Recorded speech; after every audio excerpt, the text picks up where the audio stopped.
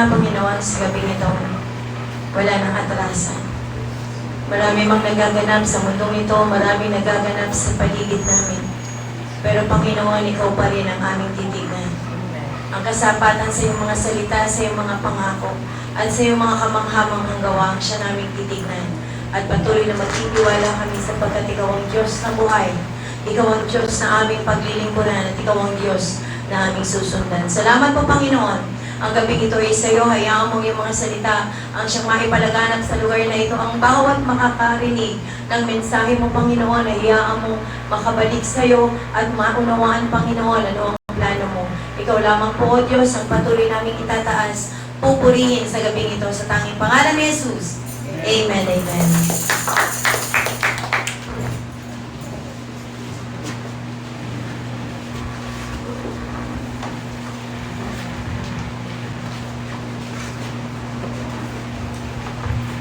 Ayan, buksan natin ang ating mga Biblia sa Hebrew.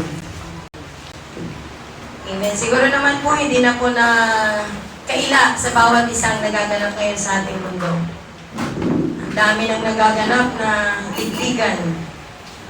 Amen. At alam natin na sa bawat nagaganap na pagyanig, sa bawat nagaganap na ligligan sa mundong ito, nililiglig ng Lord ang ating spiritual na pananampalataya. Kaya buksan natin ating mga Biblia sa Hebrews 12 verse 25 to 29. Ang sabi dito, kaya't huwag kayong tumangging makinig sa Kanya na nagsasalita. Ang tumangging makinig sa nagsalita sa kanila dito sa lupa ay hindi nakaligtas sa parusa. Gaano pa kaya tayo kung tayo'y tatangging makinig sa nagsasalita mula sa langit? Dahil sa kanyang tinig na yanig doon ang lupa. Ngunit ipinangako niya ngayon, minsan ko pang yayanigin, hindi lamang ang lupa, pati na rin ang langit. Ang mga salitang minsan pa ay maliwanag na nagsasabing, aalisin ang mga nilikhang nayayanig upang manatili ang mga bagay na di nayayanig. Kaya magpasalamat kayo sa Diyos, sapagkat tumanggap kayo ng isang kahariang hindi nayayanig. Sambahin natin ang Diyos sa paraang kalugod-lugod sa Kanya, may paggalang at pagkatakot, sapagkat tunay nga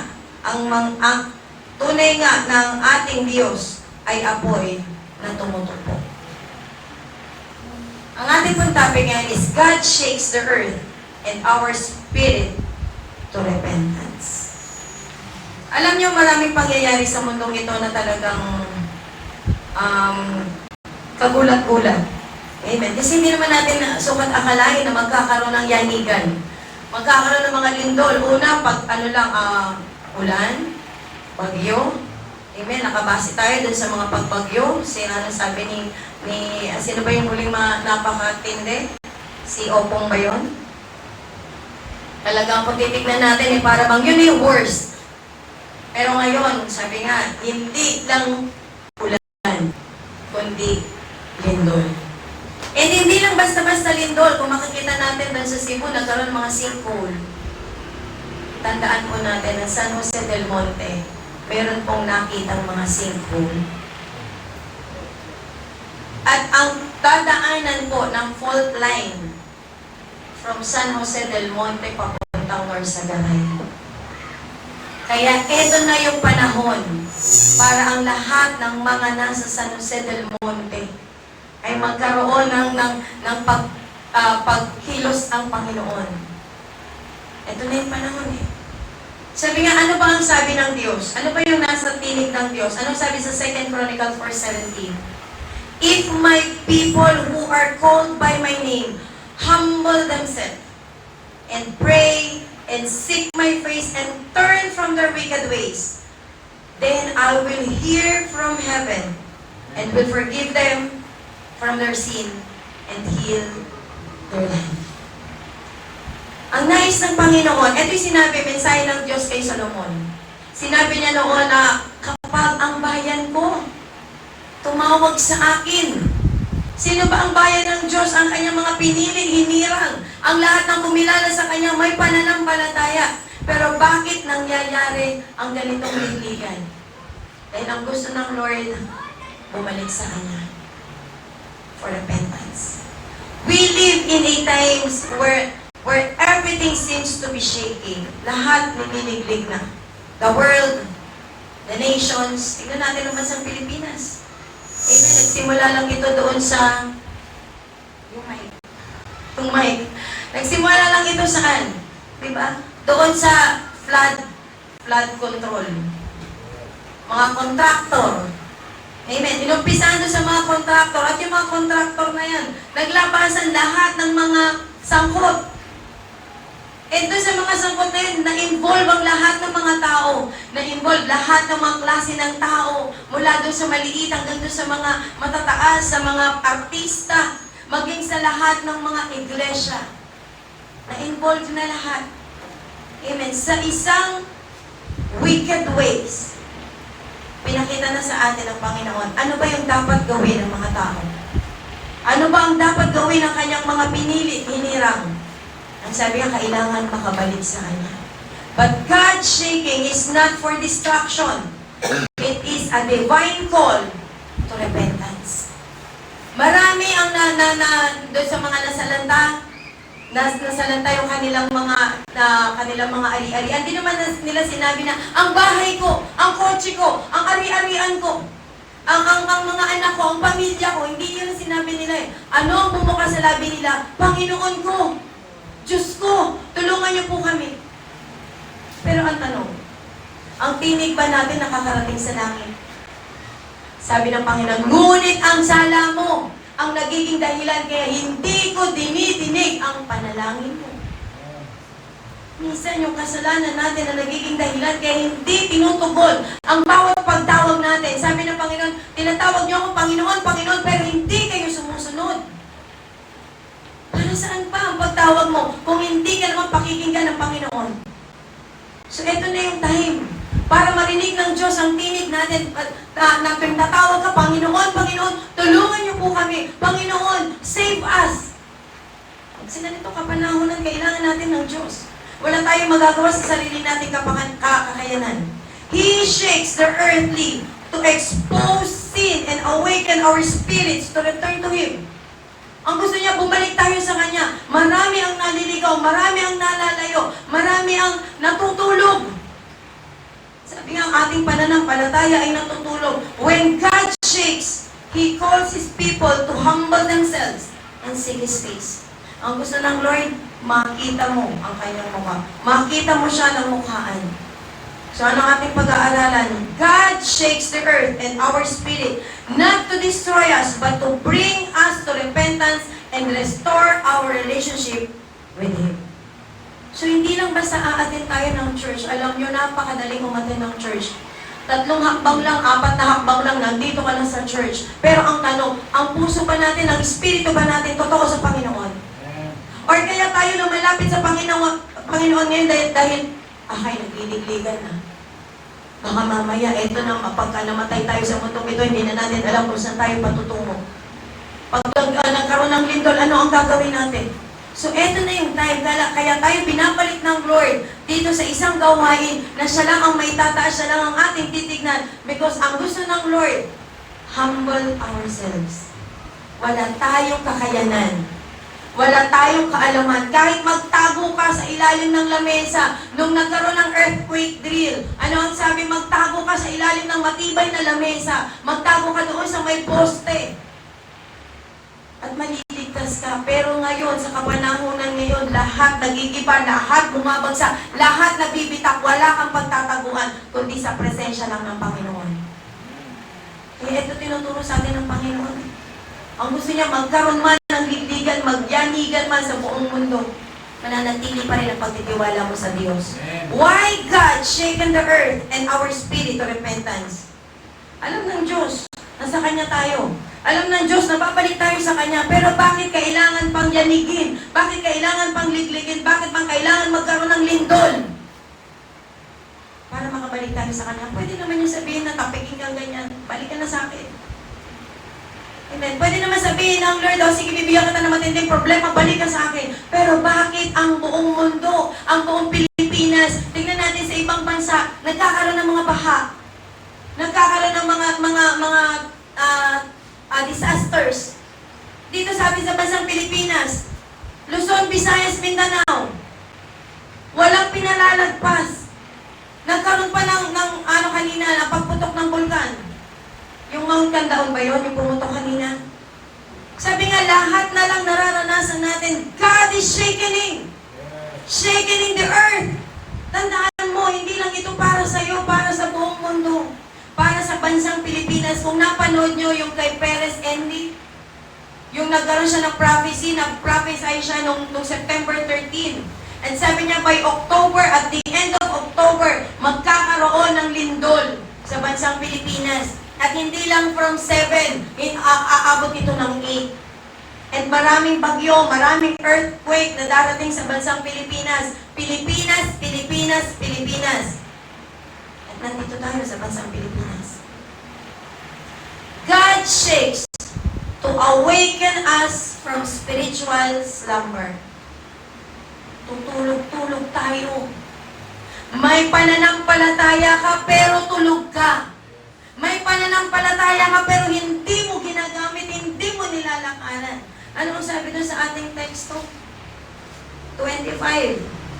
Kaya huwag kayong tumangging makinig sa kanya na nagsasalita. Ang tumangging makinig sa nagsalita sa kanila dito sa lupa ay hindi nakaligtas sa parusa. Gaano pa kaya tayo kung tayo'y tatangging makinig sa nagsasalita mula sa langit? Dahil sa kanyang tinig, nayanig noon ang lupa, ngunit ipinangako niya ngayon, minsan ko pang yayanigin, hindi lamang ang lupa, pati na rin ang langit.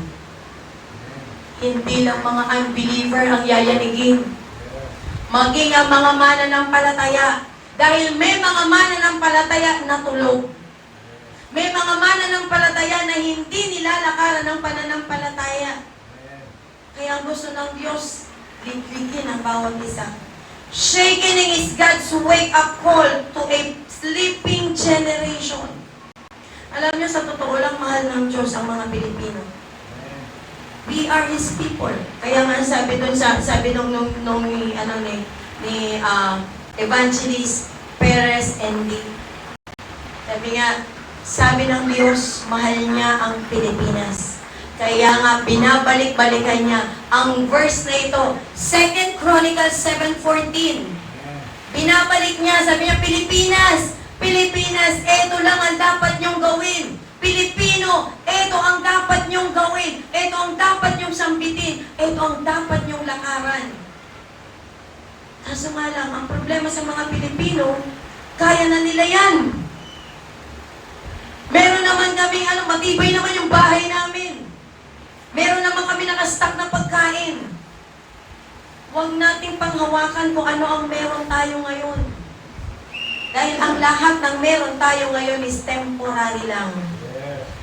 When people ignore God's voice, He allows shakening to get our attention.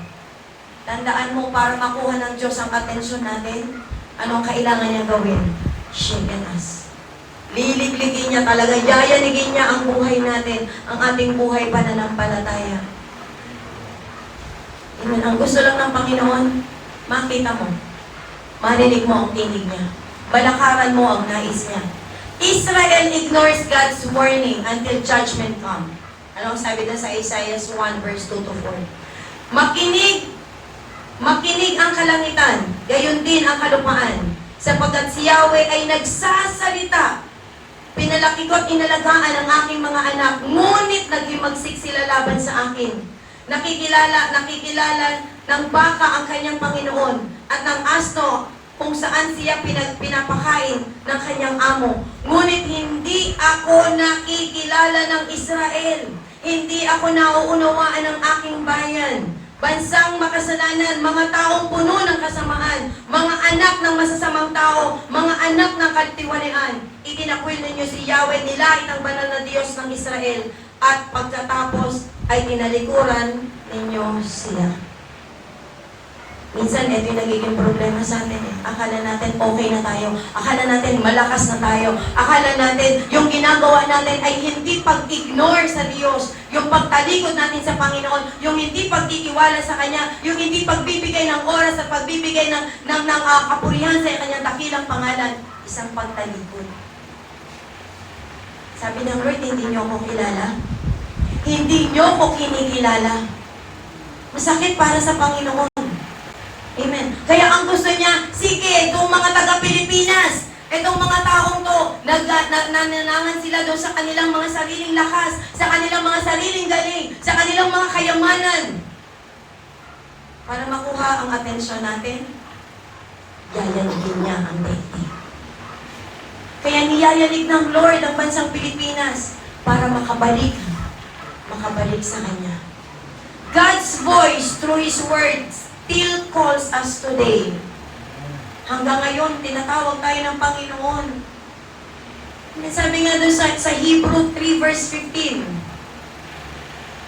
ito nga ang sinasabi sa kasulatan, kapag narinig ninyo ngayon ang tinig ng Diyos, huwag ninyong patigasin ang inyong mga puso, tulad noong kayo'y maghimagsik sa Diyos. Now is the time.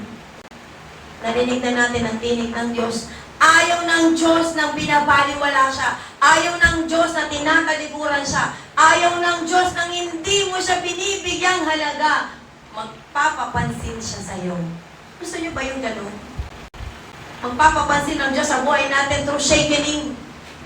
Para lang mapansin natin siya, kailangan ng yanigin ang buhay mo, ang pamilya mo, yanigin ang kabuhayan mo, yanigin ang bansang Pilipinas. Dahil saan? Dahil sa hindi natin pagkilala sa Kanya.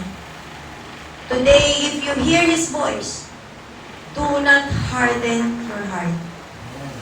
Ito na yung panahon.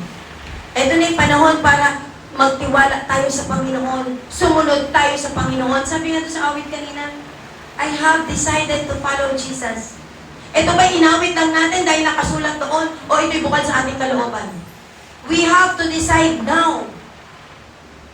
If we want to follow Jesus, follow Him now. Huwag na natin ipagpabukas pa. Dahil sabi ko nga doon sa GC, kung hindi mo gagawin ngayon, hindi mo alam kung meron ka pang bukas na darating. Hindi natin alam. Sa pagyanig ng bansang Pilipinas, sa mga lindol na nagaganap, hindi natin alam baka yung bahay natin, tahanan natin, o yung buhay natin, iyayanig ng Panginoon. Hindi natin alam kung may bukas pa tayong darating. Kaya magagawa natin ngayon, gawin na natin. God's shakening reminds us of His power and authority. Ang paglindol, ang pagyanig na nararanasan natin, paalala na ang Diyos lang ang may kapangyarihan, ang Diyos lang ang may kapamahalaan sa bansang Pilipinas. Kapag sinabi ng Lord, okay, mawala ang bansang Pilipinas, mawawala ang bansang Pilipinas. Pag sinabi ng Panginoon na mamamatay lahat ng tao sa bansang Pilipinas, mamamatay lahat ang nasa bansang Pilipinas. Wala kang masasabi na, Lord, spare me. Kasi ang kapangyarihan nasa Kanya. Wala sa kamay natin. Kaya ito na yung panahon, pinapaalala ng Diyos, wala sa kamay mo ang buhay mo. Nasa Diyos lang. The same God who shook Mount Sinai still reigns today. Kung sino yung nagliglig doon sa Mount Sinai, kung sino yung nagpakahayag doon, ano sabi sa Exodus 19 verse 18? Sabi sa 19 verse 18, ang bundok ng Sinai ay nababalot ng usok, sapagkat bumaba si Yahweh sa anyo ng apoy. Tumaas ang usok tulad ng usok ng isang pugon at nayanig ang bundok. Walang ibang makapagpapayanig sa mundong ito, kundi ang Diyos na. Bakit nangyayari ang pagyanig? Dahil binababa ng Lord ang Kanyang presensya para sa mga taong tatanggap ng Kanyang presensya. Kung naalaman nyo kanina, nabalitaan nyo, nag-scroll kayo sa Facebook, may isang lugar, hindi ko alam saan ba yun, sa Mindanao ba yun, o sa Visayas area. Nag-worship sila. Biglang namatay ang ilaw, biglang nagkaroon ng lindol. Pero hindi sila nagpatinag, tuloy-tuloy pa rin sila sa presensya ng Diyos. So kailangan i-enjoy natin ang presence ng Lord. Huwag kang papa-apekto sa nangyayari sa buhay mo. Kaya hindi ka magpapa-apekto kung kilala mo ang Diyos na sinasama mo. Kung kilala mo ang Diyos na kasama mo. When God's presence comes, pride and sin must bow. Wala na yung pagmamataas. Wala na paggawa ng kasalanan. Ito na yung panahon para bumalik tayo sa Panginoon. Talikuran na ang wicked ways. Talikuran na ang lahat ng kasalanan. Talikuran na ang mga gawang mali sa mundong ito. Just invite the presence of God. Ang lagi nating nanamnamin ang presensya ng Diyos, ang lagi mong hahanapin ang pagkilos ng Panginoon. Huwag mo nang hanapin yung magagawa ng mundo, ang pagyaman. Alam niyo, minsan ito yung nagiging kalaban ng Diyos eh. Kayamanan. Ang sabi nga, walang makapaglilingkod sa dalawang Panginoon. Ang Diyos at ang kayamanan. Hindi natin pwedeng pagsabayin yan. Maglingkod ka kung maglilingkod ka. Dahil kung pagpapayaman sa mundong ito ang ating aabalahin, ang ating ang pagbibigyan ng pansin. Tandaan mo, pagpunta mo ng langit, hindi mo dala-dala ang kayamanan. Ang dala natin sa kalangitan, ang alin? Ang Espiritu na magre-report kung ano ba ang ginawa natin sa Kanya. Yung Espiritu na pinataba mo o pinapayat mo. Yung Espiritu natin na pagbalik sa Panginoon, anong ginawa sa'yo ni Jerry? Bakit tumaba ka ng ganyan? Amen. Anong ginawa sa'yo ni Rochelle? Bakit tumaba ka ng ganyan? Masasabi ba natin sa ating sarili, pinataba ba natin yung ating mga espiritu? O baka isang bulati na lang ang hindi pumipirma at malapit nang mag-isay ang ating mga espiritu. Sabi nga doon sa doon napakinggan ko doon eh. Para maging maayos ang buhay mo, utusan mo ang mga anghel na samahan ka. Baka yung anghel na kasama mo, yun ang tumataba. Dahil hindi mo na siya napapakilo sa buhay mo. Patabain mo ang iyong espiritu. Ito ang dapat palakasin natin sa ganitong kapanahunan. Hindi ka makapag-worship sa Panginoon kapag ka nakikita mo na yumayanig na ang lupa. Narinig mo na yung trompeta, yumayanig, dumadagungtong na, makakapagpuri ka pa ba sa Panginoon? Sabi nga yung kanina, yung nangyari kanina, nag-worship sila hanggang sa matapos. Nag-worship pa rin sila. Hindi sila naglapasan ng building. Kung subukin tayo ng Panginoon ngayon sa lugar na ito at biglang lumindol, sino maiiwas sa loob? Asora, bahala ka na dyan. Hanap kami ito sa labas. Hallelujah. Magtiwala tayo sa Panginoon. Dahil kapag ang Diyos ang kasama natin, walang anumang mangyayaring masama sa espiritu mo. Sa katawan mo, okay. Sabihin natin na masugatan ka, madapa ka, mabagsakan ka ng okay yan. Pero tandaan mo, ang mahalaga espiritu natin. Dahil ang espiritu natin ang magre-report doon sa Panginoon. Amen.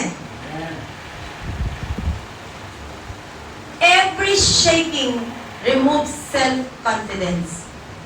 Tandaan nyo, minsan ito yung tinatanggal ng Lord. Pagtitiwala mo sa sarili mo. So we depend on Him again. Ito gusto ng Panginoon. Pagtitiwala natin sa sarili natin, magaling tayo, malakas natin, kaya natin ang lahat ng bagay. Pero ang sabi ng Panginoon, hindi ikaw ang pinag-uusapan dito. Ako. Sa lahat ng nangyayari sa bansang Pilipinas, hindi tayo ang issue dito eh. Hindi yung mga politiko eh. Hindi yung mga nangyayari sa bansang Pilipinas ang issue dito eh. Ang issue dito, Lord, ano ba yung gusto mong gawin namin?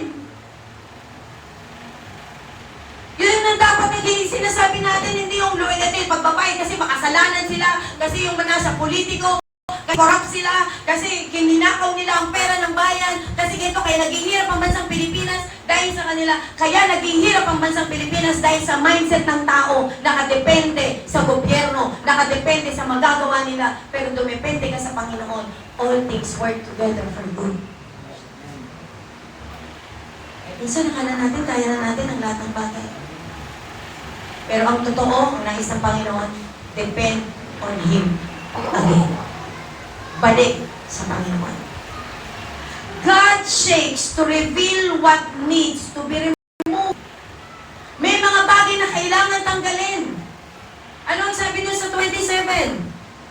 Sabi dito, ang mga salitang minsan pa ay maliwanag na nagsasabing aalisin ang mga nilikhang nayayanig upang manatili ang mga bagay na di nayayanig. Aalisin ang mga bagay na nayayanig. Kaya yung buhay natin, ikaw pagka nayanig ka, alam nyo, ito na yung ito na yung dapat natin tignan eh. Shaking expose what is temporary and sinful in us. Ano ba yung nagiging dahilan para mayanig ka? Kasalanan. Kaya ka natatakot. Kaya ka nagdadalawang isip. Kaya minsan sinasabi natin na, Lord, tulungan mo kami, Lord. Lord, patawad, Lord. Kasi dahil sa mga kasalanan nagawa.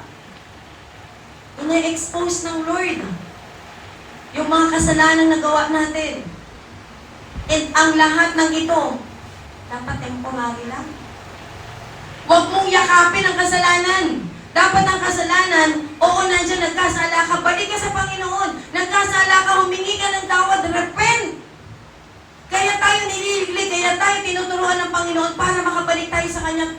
True repentance. Dahil ang nais ng Panginoon, yung kasalanan na meron ka ngayon, hindi yan panghabang buhay. Yung kasalanan na meron ka ngayon, hindi yan sa'yo. Sa kaaway yan. Ini-inject lang sa atin na maging kasalanan mo, para gawin mo, para langanan mo. Pero ang totoo, sabi ng Panginoon, hindi yan sa'yo. Itapon mo yan. Rebuke mo yan. Sabi doon si kay Perez and sabi niya ganon. The great sin of the Philippines is idolatry. Pag meron kang mga idol sa loob ng bahay, throw it away. Tapon mo daw. Kasi yun ang nagiging sanhi para magkasala ka. Idolatry. Minsan tayo, Kristiyano na, may idolatry pa rin eh. Sarili natin. Me, myself, and I. Yung gusto ko, yung plano ko, yung plano ng pamilya ko, yung pangarap ko. Amen. Minsan doon tayo, nasasakop tayo. Hindi natin alam, nagkakaroon tayo ng mga Diyos-Diyosan sa buhay natin. God removes the thing that hinder our walk with Him. Yung nagiging dahilan para hindi ka makalakad ng tama, na hindi ka makalakad na kasama ng Panginoon, ang naalis ng Diyos yan. Kung ano yung nagiging dahilan para hindi ka makasunod. Minsan eto, kaya tayo hindi makasunod dahil kasi mabigat yung dala-dala natin eh. Ang dami nating dalang kayamanan. Pero minsan, alam mo, gagawin ng Lord, tatanggalin yung mga kayamanan na yan para makasunod ka. Yan ang nagiging sanhi, lagi mong tinitignan, lagi mong binabalik-balikan, lagi mong binabantayan. Gagawin ng Lord, okay, para wala kang bantayan, tatanggalin natin lahat ng yan. Masakit para sa atin yun. Pag inalis ng Lord yung mga bagay na gustong-gusto natin, yung mga bagay na pinakamamahal natin, yung mga bagay na akala natin, ito yung pinakamahalaga sa atin. Meron nga akong dati, sabi nga niya, hindi ako makapaglilingkod sa Panginoon, hindi pa ako makakasunod kasi ang nanay ko. Hindi pa ako makasunod kasi ang nanay ko. Marami siyang idinadahilan na kasi ang nanay niya. Dumating yung time na wala ang nanay niya. Kinuha ng Diyos. Hindi pa rin siya nakapaglingkod. Ang totoo, hindi yung mga bagay ang dahilan. Hindi yung mga bagay na yon ang nagiging hadlang. Yung pag-ibig mo doon sa bagay na yun. Kaya pag inalis ng Panginoon, makikita mo, hindi pala yun ang dahilan. Kaya hindi ako makapaglingkod. Ako pala. Mindset ko. Yun ang dapat natin baguhin. Wrong priorities and idols of the heart are revealed. Pinapakita sa atin, mali yung pinili mo eh. Mali yung nilakaran mo eh. Mali yung sinusundan mo eh. Mali yung kinikilala mo eh. Puso natin ang may problema. Sabi nga, pag mali ang priorities mo, mali ang tatahakin mo. Katulad nung napag-aralan natin nung overnight. Wrong priorities will lead you to an answered prayer. Pag mali, sabi niya, seek ye first the kingdom of God and His righteousness. Seek ye first the kingdom of God and His righteousness. Anong kasunod? And all these things shall be added unto you. Walang hindi ibibigay sa iyo ng Diyos kapag sinik mo siya at sumunod ka sa Kanya. Amen. Kaya pag mali ang priorities mo, mali yung tinitignan mo, mali yung tinatahak mo, mali yung kinikilala mo, mali yung sinasamba mo, mali ang paglakad mo. At tandaan mo, liligligin ka sa ganong kapanahonan. The shaking reveals whether our foundation is Christ or the world. Papakita sa atin, sino ba talaga kinikilala mo? Si Kristo ba o ang mundo? Sino bang mahalaga sa'yo? Si Kristo o ang mundo? Sino bang mahalaga sa'yo? Ang paglilingkod mo sa Panginoon o pagkita ng salapi?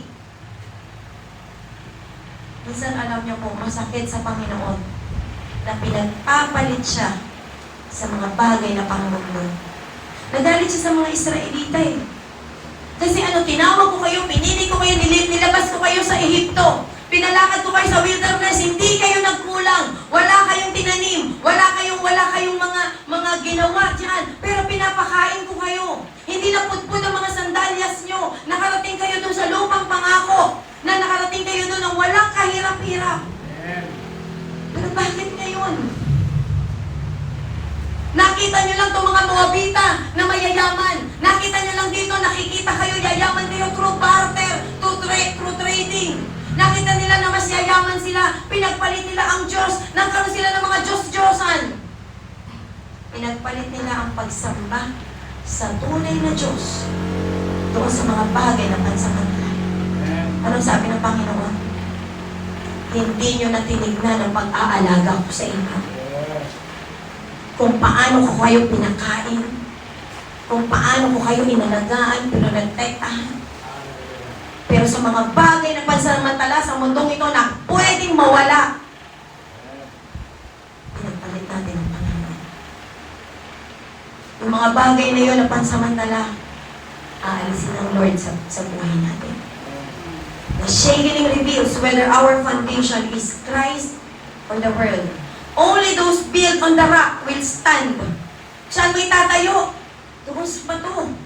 Amen. Saan ka magtatayo? Sa pundasyon ng Panginoon. Kaya't ang bawat nakikinig, sabi sa Matthew 7:24-25, kaya't ang bawat nakikinig at nagsasagawa ng mga salita kong ito ay maitutulad sa isang taong matalino na nagtayo ng kanyang bahay na ang pundasyon ay bato.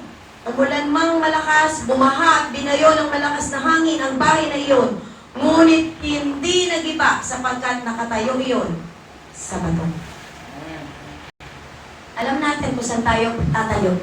Alam natin kung saan tayo maninindigan. Alam natin kung saan tayo kakapit.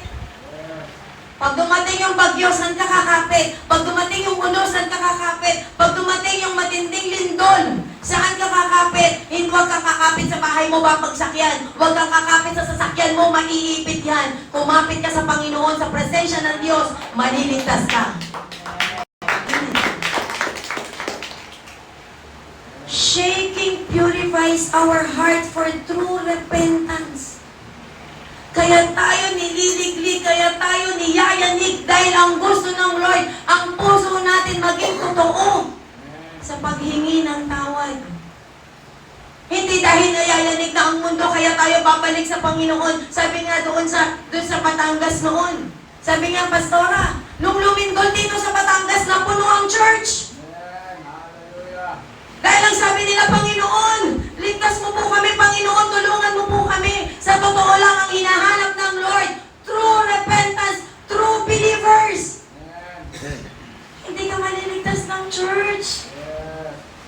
Kahit naglilindol-lindol, magpasok ka dito, libo-libo mga tao, lahat tayo babagsak. Pero tandaan mo, ililigtas ng Lord ang lahat ng Kanya. True believers. Lalo na yung totoong bumabalik sa Panginoon. Ito ang gusto ng Panginoon. God uses trials to cleanse and refine His people. Maraming pagsubok, marami tayong dadaanan, marami tayong makikita, maririnig sa ating paligid. Pero ang gusto ng Lord, ang puso natin maging totoo sa pagtulog sa Kanya. Babalik tayo sa Kanya dahil, Lord, Ikaw ang kailangan namin. Hindi ang mundong ito. He will sit as a refiner and purifier of silver. Ano sabi sa Malakay 3:3? Darating siya at mauupong tunay tulad ng isang tagapagdalisay ng pila. Dadalisayin niya ang mga anak na lalaki ni Levi katulad ng ginto at pila. At sa pamamagitan nito ay magiging karapat-dapat ang kanilang handog kay Yahweh. Hayaan mo ang Diyos ang magdalisay sa iyo. Marami mang sakit, marami mang hirap, marami mang pagod, marami mang pawis ang tumulong sa iyo. Tandaan mo, merong kapalit yan sa Panginoon. Marami mang pagsubok ang dinadana sa buhay mo ngayon.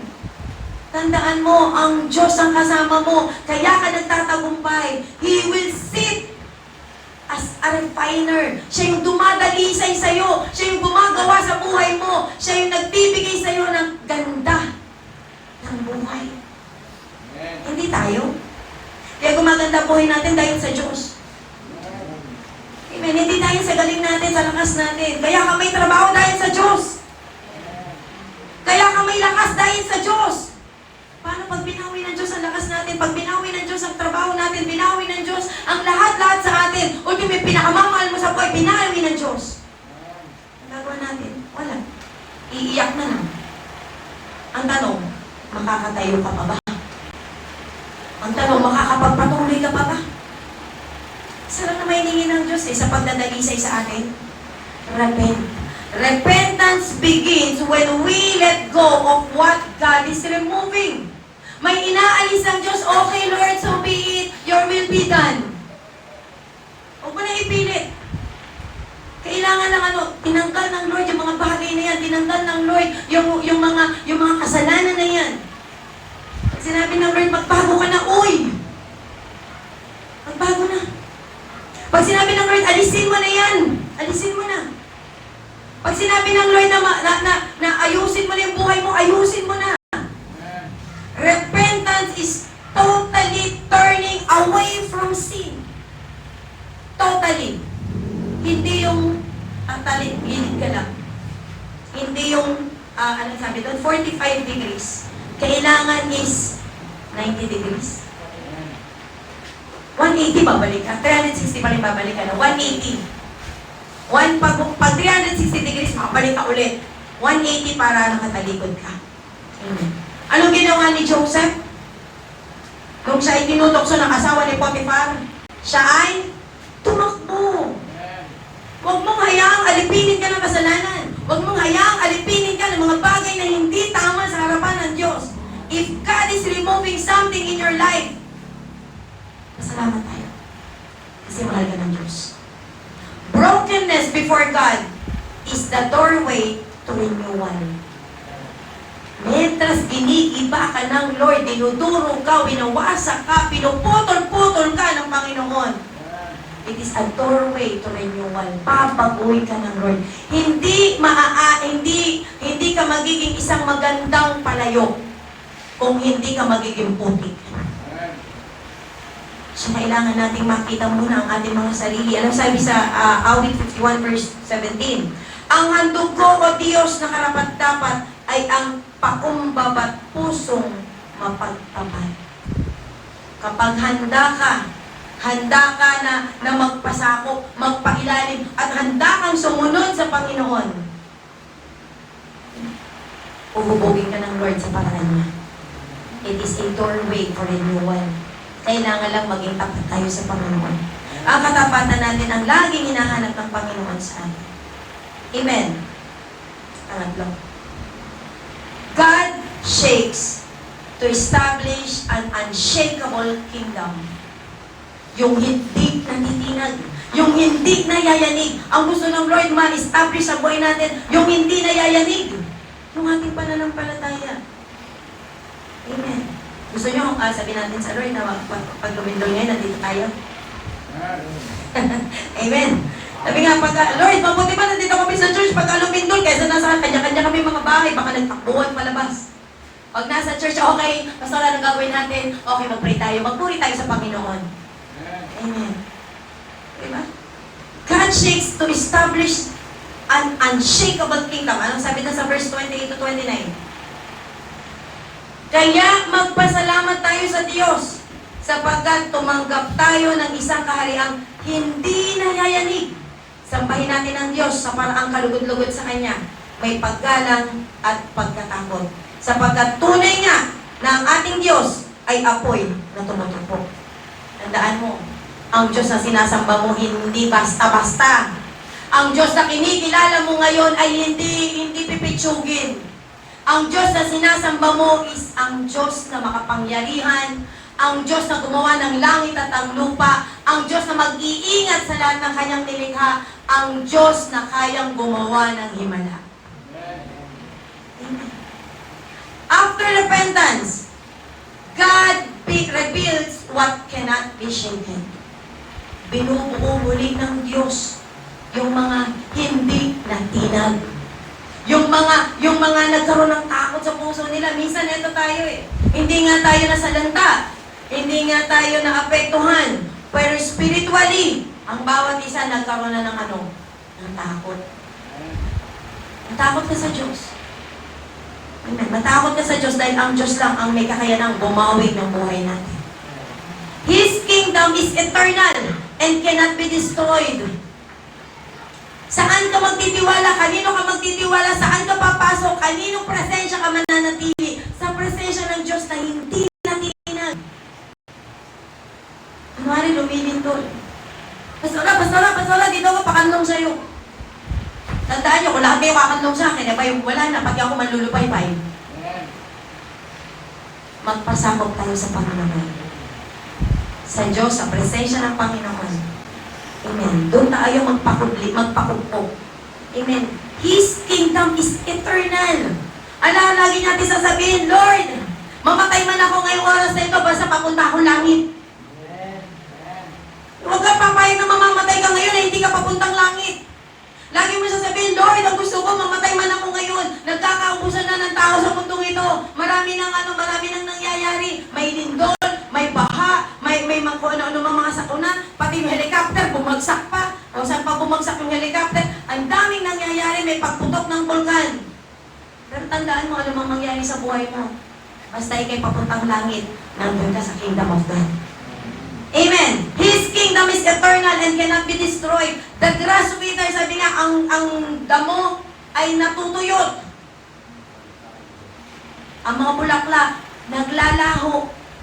Pero ang salita ng Diyos will stand forever. Amen. Amen. Isaiah 40 verse 8, tandaan niyo yan. Mawala na ang lahat, nawawala ang lahat, pero ang kaliit-liitang bahagi, ang salita at pangako ng Diyos, hindi nagkakabulayan. Ang salita ng Panginoon, ang kanyang pangako, hindi nababago yan. Nananatili ang kanyang pangako sa mga anak niya na humahawak sa pangako ng Panginoon. A repentant heart becomes a firm dwelling for His presence. Ang kailangan ng repentant heart. Lagi tayong humingi ng tawad sa Panginoon. Huwag kang mag-alala. Sabi nga kung sa tao, may 77 times 7. Pero ang Diyos, unending forgiveness ang bibigyan na sa atin. Basta bumalik ka lang. Kahit gaano kalaki kasalanan mo, basta bumalik ka lang. Amen. Sabi nga, blessed are the pure in heart, for they shall see God. Makikita niya ang kaharian ng Diyos. Kailangan may pure heart. Minsan alam niyo po, sa worship pa lang, sa praise and worship pa lang, parang nakikita mo bumubukas na langit. At pag nakikita mo bumubukas ang langit, ibig sabihin, you have a pure heart. Pero pag hindi mo nakikita bumubukas ang langit, magsisi ka na, Lord! Baka bumubukas ang langit, hindi pa ako nakapasok, Lord. Para bang nag-aangatan na sila, bukas pa langit. Parang ikaw, ay mamaya na, hindi pa sarado pa. Sa tingin mo lang sarado pa, pero nakabukas na pala. Kailangan meron tayong pure heart. A repentant heart. Every day ng buhay natin, repent. Humingi ka ng tawad at every time na nagre-repent ka, talikuran mo naman yung kasalanan na yun. Baka hingi ka ng tawad ngayon, tapos okay, see you later. Lord, patawarin mo po ako kasi hindi ko na po kaya. Dahil Lord, nag-asala po ako. Teka mamaya, babalikan kita mamaya. Pag sinabi mong repent, hindi mo na siya babalikan. Eh di pwede palang gumawa ng bagong kasalanan. Hindi sinasadya ang kasalanan. Amen. Ang gusto ng Diyos, ang kasalanan ay hindi mo pinaplano. Oo, nagkakamali tayo, nagkakasala tayo, pero hindi yung pinaplano. Yung para bang, ito yung sinabi na, teka lang, yun doon sa kabilang paita, nakawang ko yun. Pinlano mo yun. May kabayaran yun. Amen. May kabayaran. Dahil ang kabayaran ng kasalanan ay kamatayan.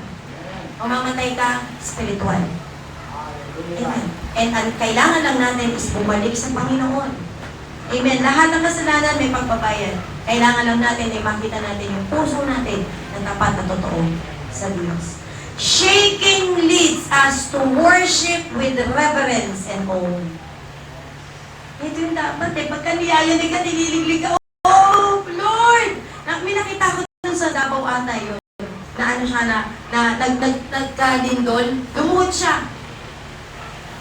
Sigaw siya ng hallelujah, hallelujah, hallelujah. Amen. Tapos nakita ko yung isang bata, may isang bata na nadaanan ng news dito. Yung isang bata, siya na lang yung nasa kalsada. Lahat nagtakbuhan na, pero yung bata, hindi tumakbo, ang ginawa niya, lumuhod. Nag-pray. In times of trials, in times of shaking, kneel down, worship the Lord. Walang magagawa pagtakbo mo. Walang magagawa yung pagtatago mo. Dahil kahit nagtatago ka, babagsak ka pa rin mga debris din, patay pa din. But pag ikaw ay nasa presensya ng Diyos, hiningi mo ang pagkilos ng Panginoon, sinamahan ka ng Panginoon, He will cover you. Tandaan mo, walang mangyayari sa'yo. Yung bata, nag-iisa siya sa kalsada. Pero ang ginawa niya lang, lumuhod siya, nag-pray siya, bigla siya, nung pagtayo niya, nakita niya, wala ng tao sa bigla, na lang siya. Amen. Shaking leads us to worship with reverence and awe. Tandaan mo, hindi lang basta mananalangin ka, hindi lang basta magpupuri ka, dapat titignan mo yung pinapupurihan mo at sinasamba mo, Diyos na buhay, Diyos na may magagawa sa buhay mo. Hindi yung basta lang magpe-pray ka na, Lord, niligtas mo ba ako, Lord? Lord, magbibiyak ba yung lupa itong tinutungtungan ko, Lord? Lagi matandaan, pananangin ka, trusting the Lord with all your heart. True repentance bring us to bow before a holy God. Luluhod ka at aasa ka sa Panginoon. When we see His holiness, we surrender our sin. Tandaan mo, sa oras na ito, kailangan natin surrender our sin to God. Nandito tayo sa church. Although sabihin natin na lahat tayo nagkakasala. Pagpasok mo ng church, alam mo may kasalanan ka. Ang gagawin mo sa kasalanan, ihingi ng tawad. Amen. Surrender our sin. Our worship becomes deeper when it flows from the purified heart. Sabi nga, yung pagsamba natin, yung ating pagsamba, dapat mas malalim.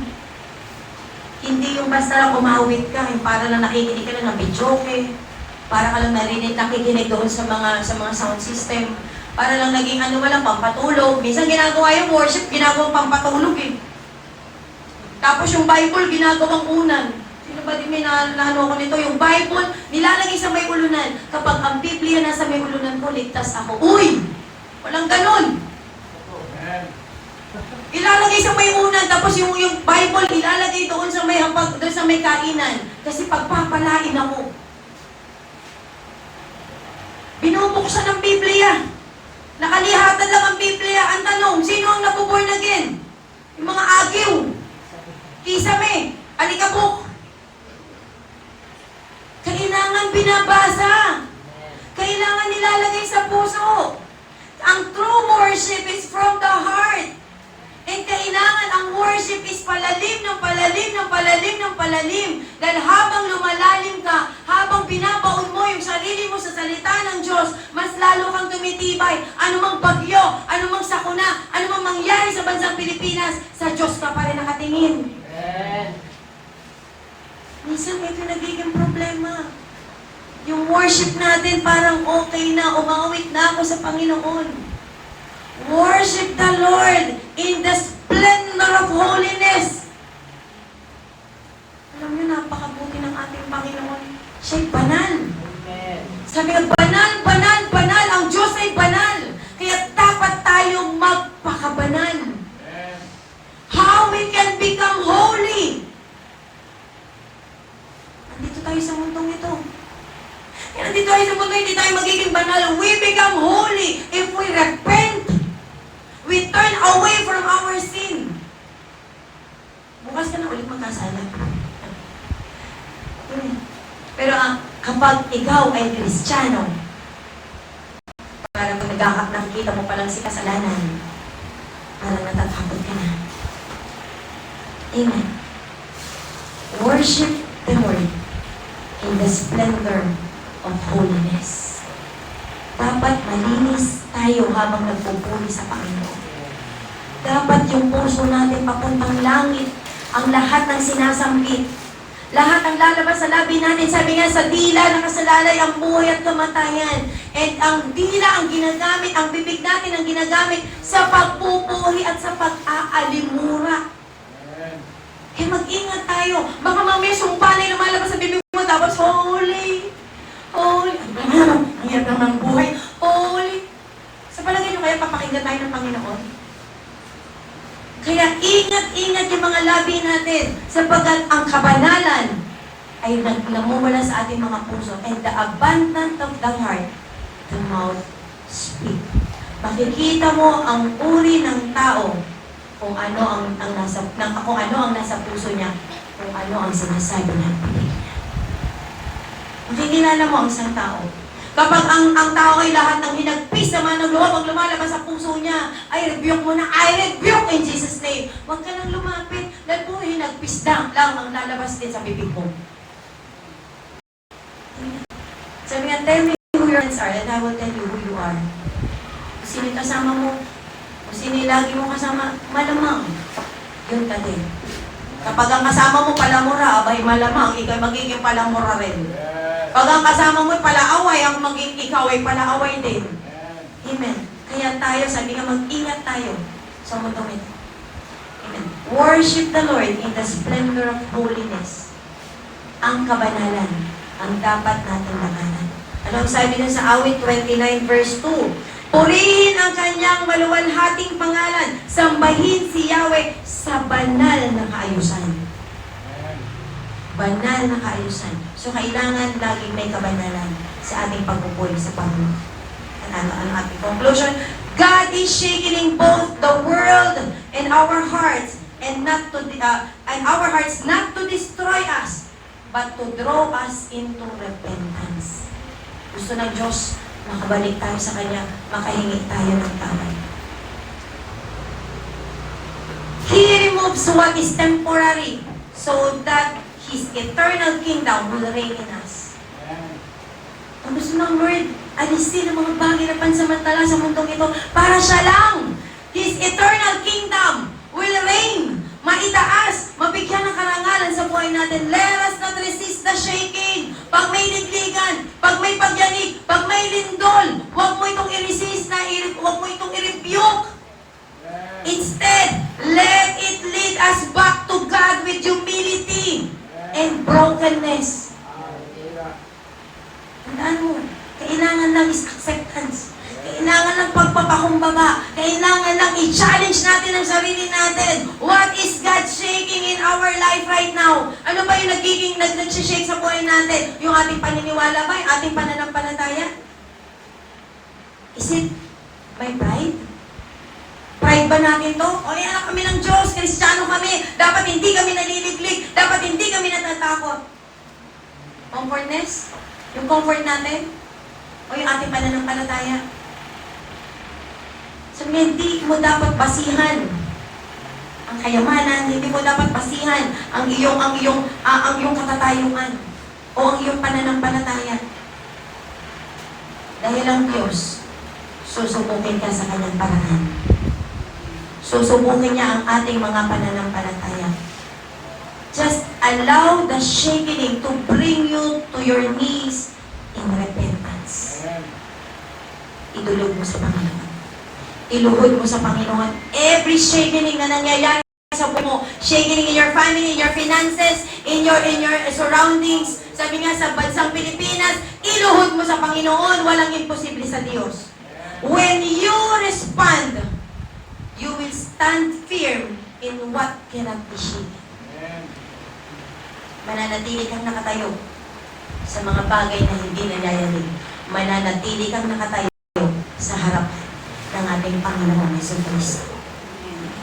Manatili tayo sa presensya ng Panginoon. Manatili tayo sa pagyanig na nararanasan natin ngayon. Pasalamatan natin ng Panginoon because He loved us. Ang gusto niya, ano man ang mangyari sa bansang Pilipinas, sa Kanya pa rin tayo. Ano man ang mangyari sa buhay mo, sa pamilya mo, sa Kanya pa rin tayo. Ang kailangan lang, repent. Repent. Repent. Sige tayo tumayo, awitan natin ang Panginoon. Come to the altar.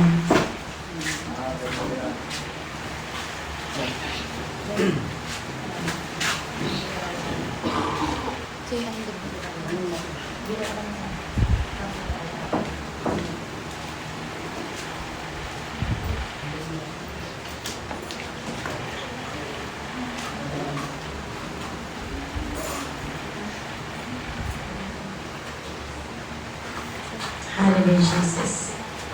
Let's come to the altar.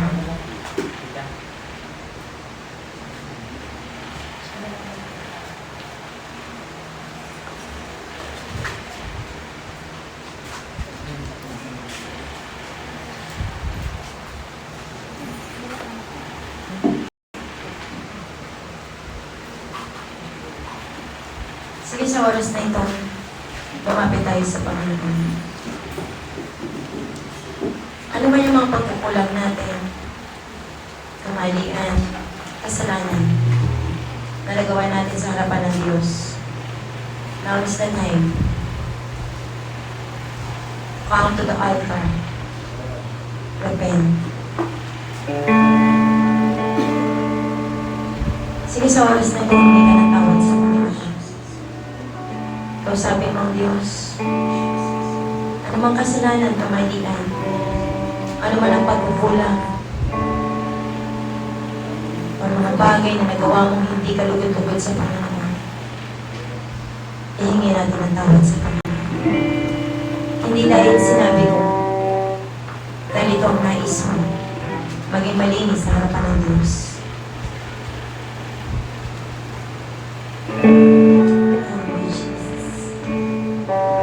Sige, huwag mong intindihin yung katabi mo. Huwag mong intindihin yung mga bagay sa paligid mo. Damhin mo ang presensya ng Diyos. Damhin mo ang pagkatok ng Diyos sa puso mo. God is talking to you. Repent. Ang gusto ng Lord, magpalit ka sa Kanya. Ang gusto ng Lord, marinig niya ang tinig mo sa oras na ito. Mabago ang buhay mo. Ang nais ng Diyos, marinig niya mula sa iyo na gusto mo sa piling niya.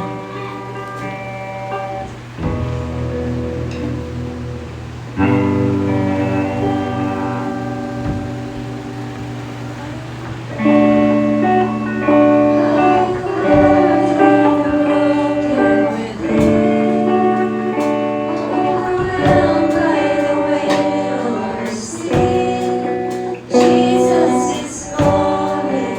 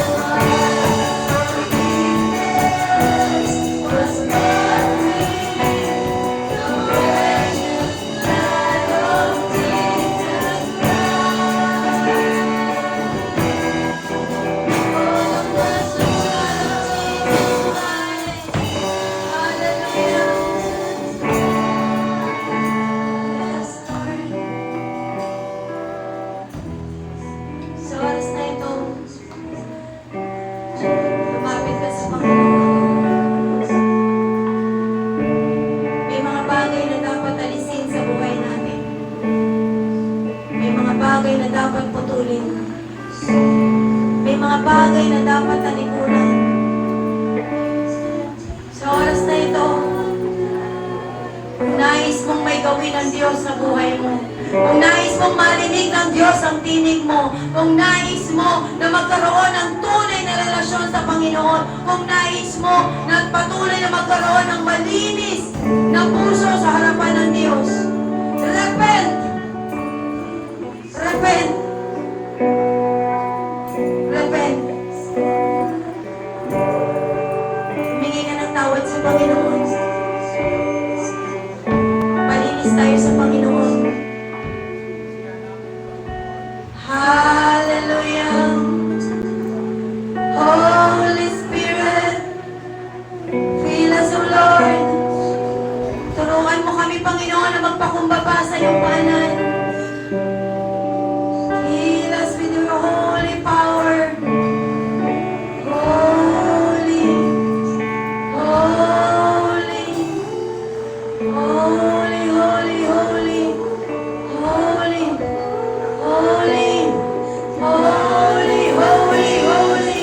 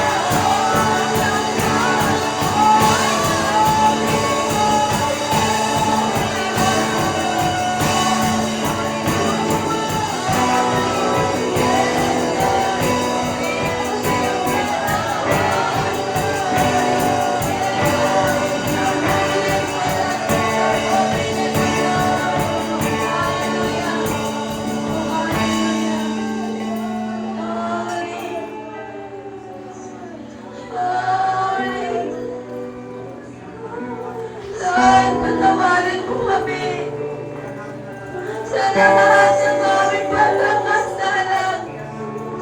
Patawarin mo ang bansang Pilipinas. Patawarin mo, Panginoon, ang namumuno sa bansang Pilipinas. Patawarin mo ang lahat, Panginoon, ang sangkot sa korupsyon. Patawarin mo, Panginoon, ang lahat ng tao na pumahatol sa aming kapwa-tao. Patawarin mo kami, Panginoon. Linisin mo yung puso namin. Linisin mo yung pamumuhay namin. Linisin mo, Panginoon, ang aming mga isipan. Linisin mo ang aming mga paningin. Linisin mo ang aming mga pandinig. Linisin mo ang aming mga labi. Linisin mo, Panginoon, ang aming mga puso. Ang nais namin, Panginoon, ang kalinisan nagmumula sa iyo. Hindi namin kaya, Panginoon, lakaran ang mundong ito na sa aming sarili lamang. Lord, nagpapakumbaba kami sa iyong katapangan. Lord, linisin mo kami. Hindi lamang sa lugar na ito, Panginoon. Hindi lang sa oras na ito, Diyos. Samahan mo kami, Panginoon, magmula sa oras na ito, magmula sa araw na ito, Panginoon, hanggang sa paglakad namin sa mundong ito, hanggang sa iyong pagbabalik. Turuan mo kami, Panginoon, na ikaw lamang po, Diyos, ang aming titignan.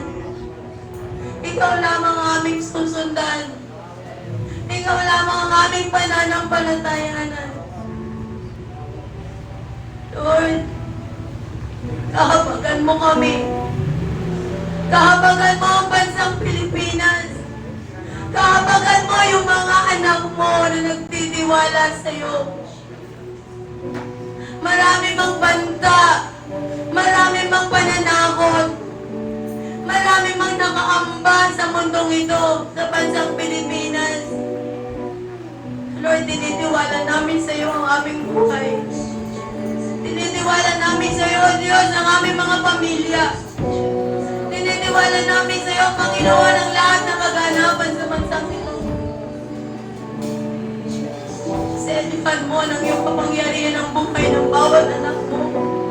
With your Holy Spirit, with your holy power.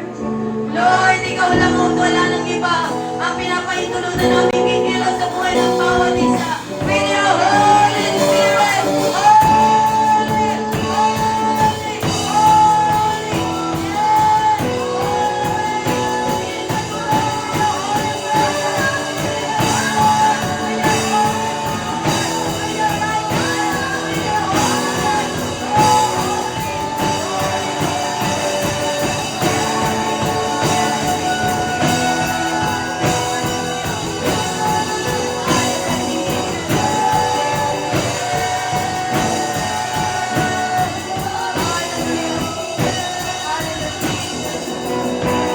Holy, holy, holy. Panginoon, maraming salamat po. Sapagkat sa gabing ito, matutulog kami ng payapa. Matutulog kami, Panginoon, ang punong-puno kami ng kumpiyansa na ikaw ang kasama namin. Sa pagpikit ng aming mga mata, ikaw ang mag-iingat sa amin. Babantayan mo kami, Panginoon, sa aming pagtulog at sa aming pagmulat, Panginoon. Sasalubungin mo kami ng bagong umaga, bagong pag-asa, bagong pagkakataon na ibibigay mo sa bawat anak mo. Kaya sa gabi ito, Panginoon, salamat. Salamat sa iyong presensya. Salamat sa iyong pagkilos. Salamat sa iyong turo. Salamat sa iyong aral. Salamat, Panginoon, sa kaligtasan na ibibigay mo sa amin. Salamat, Panginoon. Ikaw ang aming patuloy na pupurihin, dadakilahin at sasambahin sa tanging pangalan ni Jesus. Amen, amen.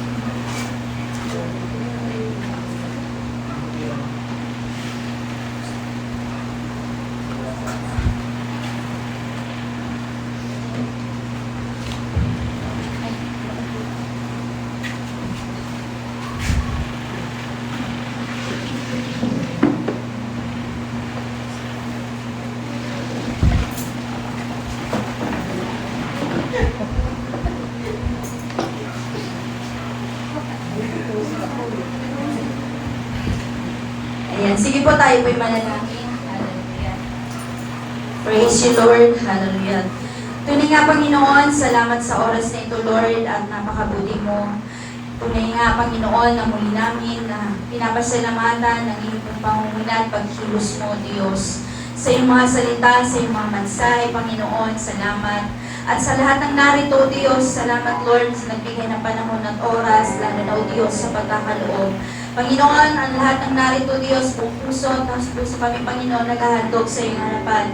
Tanggapin mo, Panginoon, ang mga tithes and offering ng iyong mga anak, at patuloy, O Diyos, na ikaw lamang ang magpalad sa bawat isang narito. Panginoon, patuloy, Diyos, na pagpanain mo ang lahat ng narito, Panginoon, magbibigay para sa iyong gawain, at ikaw lamang nakababatid ng puso ng bawat isa, Panginoon. Ano man, Panginoon, ang aming mga kahilingan, dalangin, Panginoon, ikaw magbibigay ito ng katuparan, O Diyos, at ano man, Panginoon, ang mga pangangailangan, tunay na ipinagkakatiwala namin sa iyo. Pagpalain mo ang lahat ng narito, maging ang iglesyang ito, Diyos, patuloy na pagpapalang ibuhos mo sa mga lingkod mo, Panginoon, na patuloy na ginagamit mo, God. Huwag mo silang alisan ng tingin at ang biyaya, pagpapala, Panginoon, lagi nila, Panginoon, maranasan sa kanilang buhay. Salamat, Panginoon, muli ka namin tinataas, tinatapila sa aming pagkakaloob sa tayong pangalan ni Jesus. Amen.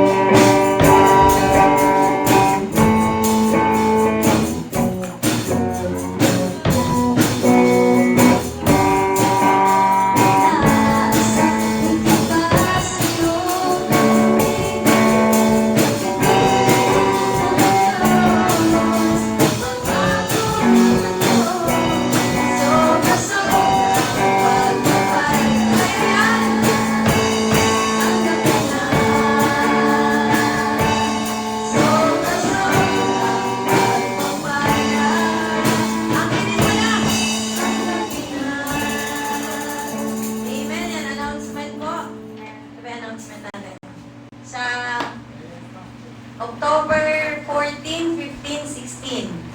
Ayan, prayer and fasting po natin.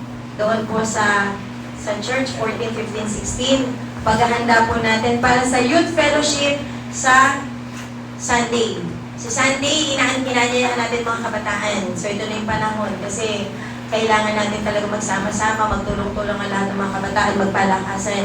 Dahil ang kabataan ang pag-asa ng bayan. Talagang sa mga kabataan, magmumula ang bagong henerasyon. Sabi nga, ang mga matatanda ay maglalaho, pero ang mga bata ay uusbong. Ayan, so kailangan talaga natin mga kabataan, attend kayo sa 19. Sa 19, 3 o'clock. 2 na yun? O 2 pala?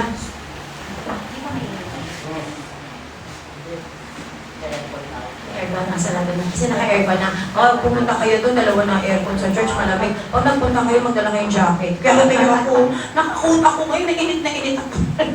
Kaya magkakaroon tayo ng aircon. Di ba kuya, may aircon tayo na nandun, ano? Oh, nandun, di papakabit lang, kailangan lang natin ng ano dito eh, ng kisame. Amen. So yun, doon sa kabila po kasi dalawa na aircon doon. Kaya pag kumatin kayo doon, dalawa na, malamig na. Parang kayo nasa Amerika na. Ay, nasa Amerika na ba yun? Layo nang narating. Amen. So ano po, sa Sunday, 2 o'clock, 2 to 4. Kasi dito tutuloy natin yung 5. Pero merong youth fellowship doon, para yung mga kabataan. Puro kabataan lang yun. Makikita nyo man kami, pero magkukunwari lang kami kabataan. Pero karamihan lang nandun, puro kabataan. Ayan. So, nandun yung ating youth pastor, si Pastor Jeric. Ay. Ayaw mo na ng youth?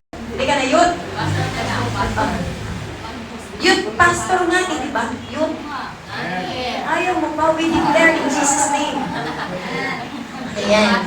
So, kasi maraming mga youth pastor, di ba? Talagang ano natin, i-appoint natin yung mga yan. Ayan, kaya yun po, yung prayer and fasting po natin, 14, 15, 16, wala pong uwian yun. Doon lang sa church. Siguro kung uuwi ka man, saglit lang, balik ka ulit. So, kakain sa bahay. Uuwi, kakain sa bahay. Sa pag nasa church, walang kain. Walang kain yung tubig lang. Tubig lang tayo nun. So, ano natin? Siguro natin 3 days, susunod 5 days, susunod 1 week, sunod 40 days. Kaya tsura natin nun, pag nag-40 days tayo. Amen. So, yun lamang po muna ang ating announcement ngayon kasi sa hanggang October 19, meron tayong yung youth fellowship and October, mga susunod na mga gawain, announce na po natin ulit. Yan, tinatawagan ko si Pastor Jeric para sa ating closing prayer.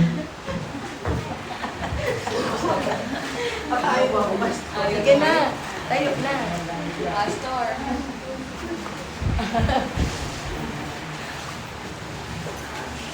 Salamat ulit tayo, manalangin tayo.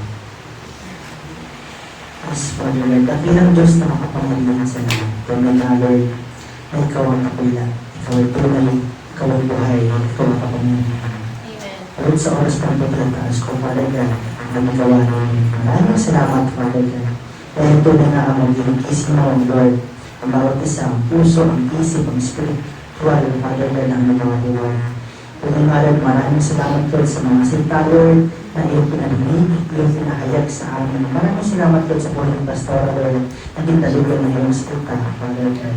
Tunay nga, maliging pagpapala siya sa amin, Lord. Tunay nga, Father God, na ikaw lamang siya makita, ikaw lang magbida, ikaw lang magaling, Lord, at wala po sa amin. Matulad sa matagalog namin pag-uwi, Father God, sa ulit-ulit na Lord. Ikaw mo siyang pinabalik ko ng turo, Lord, na itong bawat isa, Father God, marinig, Lord, sa puso at sa isip ng bawat isa, iyong mga salita, Ama, yung panaginitisin mo, Lord, through financial shaking, Lord, spiritual shaking, Father God, yung sa gayon, Lord, upang mag-build, ma-establish, Father God, yung relationship namin para sa Lord, Father God. Yun nga ikaw, Lord, ang Diyos nakakalam lahat ng bagay. Walang nailihim sa lahat ay hayat, Father God. Yun nga, Ama, search our hearts, Lord, kung may mga bagay man, Lord, na hindi pa namin susuko sa Lord. Bigyan mo ka naman ng lakas, Lord, isubo namin sa iyo, Father God. Yun nga, Lord, maraming salamat sa iyo mga salita, maraming salamat sa iyo mga pahayag. Ikaw ang makita, ikaw ang mahayag, Father God. Sa iyo pong purihan, sa iyo pong pagsamba, sa tayong pangalan ng Jesus. Amen. Amen. Kaya Diyos, ang kapangyarihan sa langit, papasalamat kayo sa galing ito. Doon ay nga pinagpala mga bawat isa mula sa lugar na ito patungo sa kanilang mga pansamantalang tahanan. We declare blessing upon blessing at patuloy na ang pag-iingat na nagmumula sa iyo ay patuloy na malanasan ng bawat isa. Sinabi mo nga po sa iyong mga salita, ano man talian namin dito sa lupay, tatalian mo sa kalangitan. Ano man ang pakawalan namin dito sa lupay, papakawalan mo dyan sa kalangitan. At tinatalian namin lahat ng gawa ng kaaway sa buhay ng bawat isa na narito. We rebuke, we cast it out in Jesus' name. At ang pinahintulutan namin, ibabagsak mo mula sa kalangitan, Panginoon, ang pag-iingat na nagmumula sa iyo, your great protection, your great provision, Panginoon, ay mararanasan ng bawat isa sapagkat ikaw ang Diyos na aming inaas, ikaw ang Diyos na aming sinamba, ikaw ang Diyos na aming kinikilala. Kaya Lord, maraming salamat po at hayaan mo sa gabi ito lumabas sa aking labi ang pag-ibig ng Ama na walang kapantay, ang pagkikipisan ng Santong Espiritu at ang basbas ng aming Panginoong Jesucristo. Isumaamin lahat. God bless us.